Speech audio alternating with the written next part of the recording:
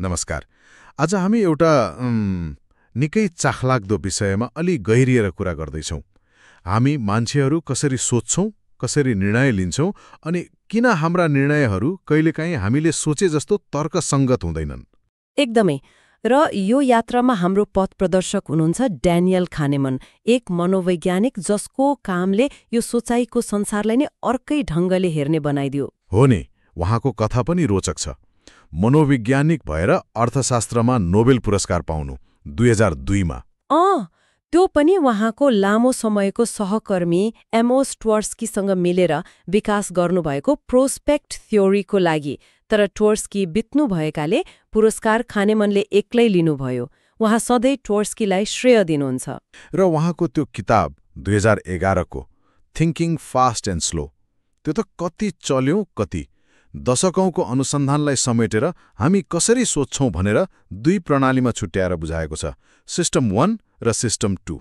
हो, सुन्दा त सामान्य लाग्छ, सिस्टम 1, सिस्टम 2, तर यसले हाम्रो सोचको भित्री तह नै खोल्छ। के हुन् त यी प्रणालीहरू? अलि सरल भाषामा भन्नुपर्दा कानेमन भन्नुहुन्छ, हाम्रो दिमागमा दुई तरिकाले सोच चल्छ। सिस्टम 1 यो एकदमै छिटो, स्वतः चल्ने, सहज, धेरै जसो भावनात्मक पनि। जस्तो कि 2 + 2 कति हुन्छ, तुरन्त 4 आउँछ नि दिमागमा। वा कसैको अनुहार हेरेर ऊ खुसी छ कि रिसाएको थाहा पाउनु। त्यो तत्कालै थाहा हुने कुराहरू हो। अनि नुन र भन्दा चिनी वा तेल याद आउनु, यो हाम्रो अन्तर्ज्ञान जस्तै भयो। दिनभरिका हजारौं साना निर्णय यसैले गर्छ, फटाफट। भनेपछि हाम्रो दैनिक जीवनको ड्राइभर त सिस्टम 1 नै रहेछ। तर सधैँ यति छिटो मात्रै त सोच्दैनौ होला नि, कहिलेकाहीँ त गहिरो सोच्नुपर्छ, हिसाब गर्नुपर्छ। हो, त्यही बेला आउँछ सिस्टम 2, अर्थात् ढिलो सोच। यो सचेत हुन्छ, यसलाई प्रयास चाहिन्छ, यो तार्किक हुन्छ, विश्लेषणात्मक हुन्छ।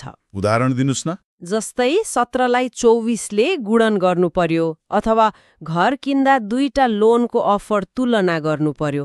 हो, यस्तो बेला सिस्टम 2 चाहिन्छ, जटिल काम गर्न। तर एउटा रमाइलो कुरा के छ भने सिस्टम 2 अलि अल्छी छ। अल्छी? कसरी अल्छी? किनभने यसलाई चलाउन दिमागलाई बल पर्छ, ऊर्जा खर्च हुन्छ। त्यसैले सकेसम्म यो एक्टिभेट हुन खोज्दैन। धेरै जसो त सिस्टम 1ले जे भन्यो त्यही कुरालाई जाँच नगरिकनै ओके गरिदिन्छ। मतलब सिस्टम 1ले गल्ती गर्यो भने पनि सिस्टम 2ले थाहा नपाउन सक्छ। तर हामीले सचेत भएर प्रयास गर्यौं भने चाहिँ सिस्टम 2ले त्यो गल्ती समात्न सक्छ, सच्याउन सक्छ। समस्या के हो भने हामी प्राय त्यति सचेत हुँदैनौं। यो त गहिरो कुरा भयो।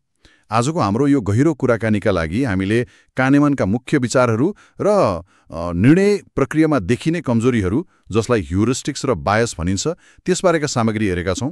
हाम्रो लक्ष्य भनेको यी स्रोतबाट सबभन्दा महत्त्वपूर्ण कुरा निकालेर प्रस्तुत गर्ने हो, ताकि हामी सबैले आफ्नो सोचाइलाई अझ राम्ररी बुझ्न सकौं। हुन्छ।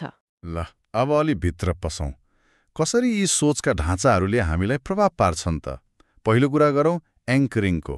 यो के हो खासमा? एङ्करिङ यो एउटा यस्तो मनोवैज्ञानिक पासो हो जहाँ हामीले सुरुमा पाएको जानकारी त्यो सान्दर्भिक होस् वा नहोस्, त्यसैले हाम्रो पछिको सोचाइ र निर्णयलाई नराम्ररी समात्छ। त्यो पहिलो जानकारी एङ्कर जस्तो भइदिन्छ अनि हाम्रो सोच त्यतै तानिन्छ। यो त पसलमा मोलतोल गर्दा, घर जग्गा किन्दा खुब अनुभव हुन्छ होला नि। एकदम। जस्तो कसैले घरको भाउ 40 लाख भन्यो, अब हाम्रो दिमाग ती 40 लाखको वरिपरि घुम्छ। वास्तविक मूल्य 30 लाख मात्रै हुनुपर्ने भए पनि हामी ती 40बाट घटाउन खोज्छौं अनि 38मा किनेर ठग्यौं कि? हामी मध्ये कतिले यस्तो अनुभव गरेका छौं होला, सुरुको मूल्यले कसरी प्रभाव पार्छ भनेर। एकदमै। यो कति शक्तिशाली हुन्छ भनेर एउटा क्लासिक प्रयोग नै छ। मान्छेहरूलाई एउटा व्हील अफ फर्च्युन जस्तो चक्का घुमाउन लगाइयो। त्यो चक्का कि 10मा रोकिन्थ्यो कि 65मा? अनि त्यसपछि उनीहरूलाई सोधियो, संयुक्त राष्ट्र सङ्घमा अफ्रिकी देशहरूको प्रतिशत कति होला? अचम्म के भयो भने जसको चक्का 65मा रोकिएको थियो नि, उनीहरूले त्यो प्रतिशत निकै बढी अनुमान गरे 10मा रोकिनेहरू भन्दा। हो र? मतलब एउटा पुरै अप्रासङ्गिक, त्यो पनि अनियमित नम्बरले मान्छेको अनुमानलाई असर गर्यो। गजब पो रहेछ। हो, यसले देखाउँछ हामी कति सजिलै भकिन सक्छौं। ल, अब अर्को सोचको त्रुटि, उपलब्धता ह्युरिस्टिक। यो चाहिँ के हो त? उपलब्धता ह्युरिस्टिकले भन्छ जुन कुरा हाम्रो दिमागमा सजिलै आउँछ नि, जस्तो भर्खरै सुनेको खबर, एकदमै नाटकीय घटना वा बारम्बार सुनेको कुरा, हामी त्यसको सम्भावनालाई बढी आँक्छौं, वास्तविकता जे भए पनि। जुन कुरा सम्झन गाह्रो भयो त्यो कम महत्त्वपूर्ण लाग्यो। हो, जस्तो त्यो सार खम्ला र नरिवल खस्ने घटना। त्यो त सुनेको छु। भन्दा टाउकोमा नरिवल खसेर मर्ने मान्छे धेरै छन् हरेक वर्ष। साँच्चै नरिवल खसेर? हो, तर नरिवल खसेको खबर कति सुनिन्छ र? त्यसैले हामी सार्कबाट बढी डराउँछौं। बरु घरमै बस्दा नरिवल खस्ने सम्भावना पो बढी होला। हाँसो उठ्दो तर सत्य। यो त गम्भीर पनि हुन सक्छ नि त, जस्तो त्यो 9/11 को घटनापछि। हो, त्यो दुःखद उदाहरण हो। 9/11 पछि अमेरिकामा धेरै मान्छे प्लेन चढ्न डराए अनि गाडीमा लामो यात्रा गर्न थाले। अनि नतिजा? प्लेन त वास्तवमा गाडीभन्दा कता कता सुरक्षित हुन्छ, तर त्यो डर लाग्दो हमलाको सम्झना, उपलब्धता ह्युरिस्टिकले मान्छेलाई जोखिमपूर्ण निर्णय लिन बाध्य बनायो। ल, अब तेस्रोमा जाउँ, प्रतिनिधित्व, रिप्रेजेन्टेसननेस। यो के हो? यो तब हुन्छ जब हामी कुनै व्यक्ति वा वस्तु, त्यो कुनै खास वर्ग वा समूहको प्रतिनिधि जस्तो कतिको देखिन्छ भन्ने आधारमा निर्णय गर्छौं। तथ्याङ्क वा वास्तविक सम्भावना हेर्दैनौं, स्टेरियोटाइपमा बढी विश्वास गर्छौं। यसको लागि त त्यो लिन्डा समस्या भन्ने उदाहरण छ नि? एकदम प्रसिद्ध। लिन्डा भन्ने महिला, जसलाई चलाख, प्रष्ट बोल्ने, सामाजिक न्यायमा चासो राख्ने भनेर वर्णन गरिएको छ, अनि सोधिन्छ कुन चाहिँ बढी सम्भावित छ, क. लिन्डा बैंक कर्मचारी हुन्, वा ख. लिन्डा बैंक कर्मचारी हुन् र नारीवादी आन्दोलनमा पनि सक्रिय छिन्। सुरुमा सुन्दा त खै ख नै बढी सम्भावित जस्तो लाग्छ है? हो, धेरैलाई त्यस्तै लाग्छ। मलाई पनि सुरुमा त्यस्तै लागेको थियो, किनभने लिन्डाको वर्णन नारीवादी अभियन्तासँग मिल्छ नि त। तर तर्कले के भन्छ? तर्कले त कुनै एक समूह बैंक कर्मचारीमा पर्नु जहिले पनि दुई समूह बैंक कर्मचारी र नारीवादीमा एकैसाथ पर्नुभन्दा बढी वा बराबर सम्भावित हुन्छ। ठ्याक्कै, यो त सामान्य तर्क हो, तर हाम्रो दिमागले त्यो प्रतिनिधित्वलाई समात्छ, सम्भावनाको नियमलाई व्यवस्था गर्छ। यसलाई कन्जङ्सन फ्यालेसिस भनिन्छ। हामी दुई कुरा एकैसाथ हुने सम्भावनालाई एउटा मात्र कुरा हुने सम्भावना भन्दा बेसी देख्छौं, यदि ती दुई कुरा हाम्रो स्टिरियोटाइपसँग मिल्छ भने। अचम्म छ हाम्रो दिमाग। यी पूर्वग्रहहरूले हामी कसरी जानकारी लिन्छौं भन्ने देखायो। तर कानेमन त योभन्दा अघि बढेर हामीले नाफा र नोक्सानलाई नै कसरी हेर्छौं भन्नेमा पनि गहिरो कुरा गर्नुभएको छ। त्यही होइन त प्रस्पेक्ट थ्योरी? यो किन यति महत्त्वपूर्ण मानिन्छ? प्रस्पेक्ट थ्योरी साँच्चै निकै प्रभावशाली थियो। यसको मूल कुरा के हो भने, हामी आर्थिक निर्णय गर्दा मसँग कति छ निरपेक्ष मूल्य भन्दा पनि मेरो अहिलेको अवस्था सन्दर्भ बिन्दुबाट कति परिवर्तन हुन्छ, नाफा वा नोक्सान भन्ने कुरालाई बढी महत्त्व दिन्छौं। मतलब सुरुको बिन्दु महत्त्वपूर्ण भयो। हो, र यसमा पनि नोक्सानप्रतिको हाम्रो प्रतिक्रिया नाफाप्रतिको भन्दा धेरै धेरै नै शक्तिशाली हुन्छ। त्यही हो नोक्सान विमुक्ता, लस एभर्जन भनेको। मतलब 1000 रुपैयाँ गुमाउँदा हुने दुःख 1000 रुपैयाँ पाउँदा हुने खुशी भन्दा धेरै बढी हुन्छ। ठ्याक्कै। र यो धेरै भनेको थोरै होइन। कानेमनको अनुसन्धानले देखाउँछ नोक्सानको भावनात्मक असर नाफाको भन्दा करिब दोब्बर हुन्छ। दोब्बर नै? करिब दोब्बर। यही कारणले हामी जोखिम मोल्न हिचकिचाउँछौं, घाटामा गएको शेयर बेच्न गाह्रो मान्छौं, मेरो लगानी उठ्छ कि भनेर। सानो घाटाले पनि धेरै पिरोल छ। अनि त्यो एन्डोपमेन्ट इफेक्ट भन्ने पनि यसैसँग सम्बन्धित हो? हो, यो नोक्सान विमुक्ताकै एउटा रूप हो।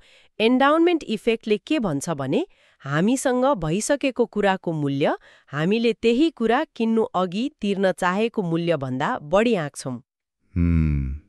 मेरो भइसकेपछि त्यसको माया बढी लाग्ने हो नि। त्यो कफी मगको प्रयोग कति राम्रो उदाहरण छ। जसलाई मग सित्तैमा दियो, उनीहरूले त्यो फिर्ता बेच्न मागेको मूल्य त्यही मग किन्न चाहनेहरूले तिर्न तयार भएको मूल्यभन्दा झण्डै दोब्बर थियो। लौ, सित्तैमा पाएको मगको पनि त्यति धेरै मोह, किनभने त्यसलाई छोड्नु भनेको नोक्सान भयो होइन त? हो, त्यो नोक्सानको डरले गर्दा। अनि फ्रेमिङ इफेक्ट, जानकारी कसरी प्रस्तुत गरिन्छ भन्नेले मात्रै पनि हाम्रो निर्णय बदलिन्छ रे। यो कसरी काम गर्छ? फ्रेमिङले देखाउँछ कि हामी तर्कसङ्गत भन्दा बढी भावनात्मक छौं। एउटै कुरालाई कसरी फ्रेम गरिन्छ, कसरी प्रस्तुत गरिन्छ भन्ने आधारमा हाम्रो छनौट फरक पर्न सक्छ, वास्तविक नतिजा उही भए पनि। जस्तो कुनै अपरेसनको सफलता दर 90% छ भन्नु र मृत्युदर 10% छ भन्नु, गणितीय रूपमा त एउटै हो नि। हो त। तर मान्छेहरू पहिलो प्रस्तुति सुनेर त्यो सफलतामा जोड दिएको सुनेर अपरेसन गर्न बढी तयार हुन्छन्। अनि पसलमा त्यो एउटा किन्दा एउटा सित्तैमा बोगो र 2वटामा 50% छुट, यो पनि उस्तै हो। उस्तै हो। बोगोले सित्तैमा केही पाएको जस्तो नाफाको अनुभव दिन्छ। 50% छुटले पनि त्यही फाइदा दिन्छ, तर त्यहाँ खर्च गर्नुपर्ने कुरामा ध्यान जान्छ। नोक्सान विमुखताले गर्दा सित्तै भन्ने शब्द बढी आकर्षक लाग्छ। यो प्रोस्पेक्ट थियरीले त परम्परागत अर्थशास्त्रको त्यो मान्छे एकदम तार्किक हुन्छ भन्ने जग्ने हल्लाइदियो होला। निश्चित रूपमा यसले अर्थशास्त्र, मार्केटिङ, स्वास्थ्य नीति, व्यक्तिगत वित्त धेरै क्षेत्रमा ठूलो प्रभाव पारेको छ। मान्छेको व्यवहार बुझ्न मनोविज्ञानलाई व्यवस्था गर्न सकिन्न भन्ने देखायो। अब कानिमनको अर्को एउटा निकै गहिरो र अलि अनौठो लाग्ने अवधारणामा जाउँ, 2 आत्म, 2 सेल्फ्सको विचार। यो त सुन्दा अलि दर्शन जस्तो पो लाग्यो। हो, यो अलि दार्शनिक जस्तो सुनिन्छ, तर यो पनि उहाँको अनुसन्धानमै आधारित छ। कानिमन भन्नुहुन्छ, हामीभित्र 2 फरक म वा आत्म हुन्छन्, जसले जीवनलाई फरक तरिकाले अनुभव र मूल्याङ्कन गर्छन्। 2टा म? पहिलो हो अनुभव गर्ने आत्म, एक्सपिरियन्सिङ सेल्फ। यो त्यो आत्म हो जसले वर्तमान क्षणमा जिउँछ, पल पलको सुख, दुःख, आनन्द, पीडा, बोरियत जे छ त्यो अनुभव गर्छ। यो निरन्तर वर्तमानमा हुन्छ। अनि दोस्रो चाहिँ? दोस्रो हो सम्झने आत्म, रिमेम्बरिङ सेल्फ। यसले चाहिँ के गर्छ भने विगतका अनुभवहरूलाई फर्केर हेर्छ, तिनीहरूको कथा बनाउँछ, मूल्याङ्कन गर्छ, तर यसले पुरै अनुभवलाई जस्ताको तस्तै सम्झदैन। कसरी सम्झन्छ त? यसले मुख्यतया 2 कुरालाई बढी महत्त्व दिन्छ। अनुभवको सबभन्दा तीव्र क्षण, सुखद वा दुःखद पिक, र अनुभवको अन्त्य, दि एन्ड। अनुभव कति लामो थियो भन्ने कुरालाई यसले खासै वास्ता गर्दैन, लम्बाइलाई वास्ता गर्दैन। गर्दैन रे। र सबभन्दा महत्त्वपूर्ण कुरा के हो भने भविष्यमा के गर्ने भन्ने निर्णय यही सम्झने आत्माले लिन्छ, अनुभव गर्ने आत्माले होइन। यो त अचम्मको कुरा भयो। मतलब हामीले कुनै घटना कस्तो थियो भनेर सम्झने तरिका र वास्तवमा त्यो घटना हुँदा हामीले पल पलमा के अनुभव गर्यौं भन्ने कुरा फरक हुन सक्छ। त्यो कोलोनोस्कोपीको अध्ययनले यही देखाएको हो त? हो, त्यो अध्ययन निकै प्रष्ट थियो। कोलोनोस्कोपी गर्दा बिरामीहरूलाई कति दुख्यो भनेर लगातार रेकर्ड गरियो। एउटा समूहको प्रक्रिया सामान्य तरिकाले सकियो, अर्को समूहको प्रक्रियालाई अलिकति लम्बाइयो, तर अन्तिम केही मिनेट दुखाइ एकदमै कम हुने बनाइयो। अनि पछि सोध्दा दोस्रो समूहका बिरामीहरू जसको प्रक्रिया प्राविधिक रूपमा लामो थियो, उनीहरूले आफ्नो अनुभवलाई पहिलो समूहको भन्दा कम पीडादायी भनेर सम्झे।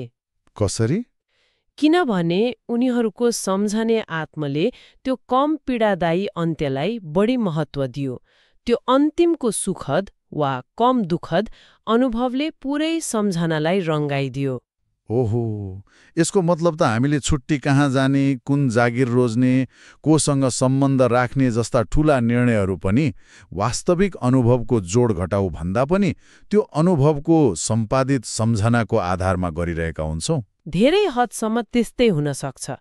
कुनै छुट्टीमा 9 दिन एकदम रमाइलो भयो, तर अन्तिम दिन झगडा पर्यो भने सम्झने आत्माले पुरै छुट्टीलाई नै नकारात्मक बनाइदिन सक्छ। त्यो त डरलाग्दो पनि रहेछ। हो, हाम्रो सम्झने आत्मा हाम्रो जीवनको कथाकार हो र त्यसले बनाएको कथाले नै हाम्रो भविष्यका छनौटहरूलाई डोर्याउँछ। यसले हामीलाई क्षणिक खुसी भन्दा दीर्घकालीन सन्तुष्टि खोज्न प्रेरित गर्न सक्छ, तर कहिलेकाहीँ वास्तविक अनुभवको मूल्य चुकाएर। आज हामीले कानेमनका विचारहरूको गहिराईमा पुगेर साँच्चै धेरै महत्त्वपूर्ण कुराहरू सिक्यौं जस्तो लाग्यो। हाम्रो सोच कसरी काम गर्छ, कहाँ हामी चुक्न सक्छौं र कसरी हाम्रा सम्झनाहरूले हामीलाई डोर्याउँछन् भन्ने बारे सोचमग्न भयौं। अब यी सबै जानकारीलाई व्यवहारमा कसरी उतार्ने त? दैनिक जीवनमा यसबाट के सिक्न सकिन्छ? सबैभन्दा पहिलो र महत्त्वपूर्ण सिकाइ त सायद आत्मजागरुकता नै हो। हाम्रो सिस्टम त्यो छिटो सोच शक्तिशाली छ तर सधैँ भरपर्दो हुँदैन भन्ने कुरा मनन गर्नु। तत्कालै प्रतिक्रिया दिनुअघि वा हतारमा निर्णय लिनुअघि एकछिन रोकिने हो। 1 सेकेन्ड रोकिनु मात्रैले पनि फरक पार्न सक्छ। के म कुनै पूर्वाग्रहको शिकार त भइरहेको छैन भनेर आफूलाई सोध्नु। अनि महत्त्वपूर्ण निर्णयहरू लिँदा जानी जानी त्यो अल्छी सिस्टम 2 लाई जगाउनु पर्यो होइन त? त्यसका लागि केही उपाय छन् कि? छन् नि।